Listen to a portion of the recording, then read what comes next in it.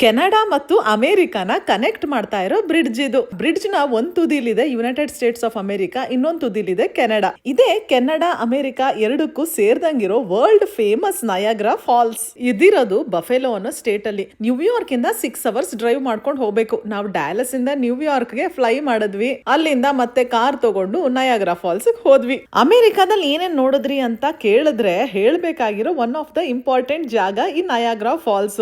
Government ಅವರು ಇದನ್ನ ನಯಾಗ್ರಾ falls state park ಆಗಿ ಕನ್ವರ್ಟ್ ಮಾಡಿ ಟೂರಿಸ್ಟ್ ಗಳಿಗೆ ಒಳ್ಳೆ ಅಟ್ರಾಕ್ಷನ್ ಕೊಡಂಗೆ ಎಲ್ಲಾ ಡೆವಲಪ್ಮೆಂಟ್ಸ್ ಗಳನ್ನ ಮಾಡಿದ್ದಾರೆ. ಊರೇನೋ ಚಿಕ್ಕದು, ಆದ್ರೆ ಇದೊಂದೇ ಮೇನ್ ಅಟ್ರಾಕ್ಷನ್. ಇದನ್ನ ನೋಡಕ್ಕೆ ಅಂತಾನೆ ಸಖತ್ ಟೂರಿಸ್ಟ್ ಗಳು ಬರ್ತಾರೆ. ಸಖತ್ ಇಂಡಿಯನ್ ರೆಸ್ಟೋರೆಂಟ್ಸ್ ಕೂಡ ನಿಮ್ಗೆ ಸಿಗುತ್ತೆ ಇಲ್ಲಿ. ಹಾಗೇನೆ ಟ್ರಕ್ ಫುಡ್ಸ್ ಎಲ್ಲ ಕೂಡ ಇಲ್ಲಿ ತುಂಬಾನೇ ಫೇಮಸ್.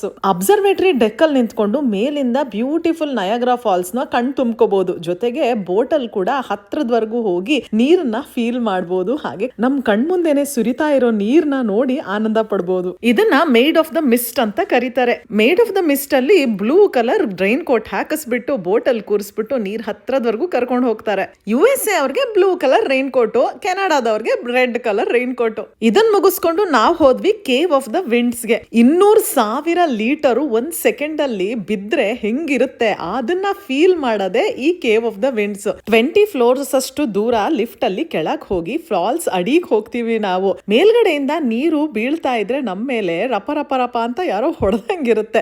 ಆದ್ರೆ ಮೇಲಿಂದ ಬೀಳ್ತಿರೋ ಆ ಬ್ಯೂಟಿಫುಲ್ ವಾಟರ್ ಫಾಲ್ಸ್, ಅಲ್ಲೇ ಫಾರ್ಮ್ ಆಗಿರೋ ರೈನ್ಬೋ, ಇದನ್ನೆಲ್ಲ ನೋಡಕ್ಕೆ ಸಖತ್ ವ್ಯೂ ಅಂತ ಅನ್ಸದಂತೂ ಗ್ಯಾರಂಟಿ. ಇದು ಸಮ್ಮರ್ ಅಲ್ಲಿ ಮಾತ್ರ ಓಪನ್, ವಿಂಟರ್ ಅಲ್ಲಿ ಐಸ್ ಗೆಡ್ಡೆ ತರ ಕಟ್ಕೊಂಡ್ಬಿಡುತ್ತೆ.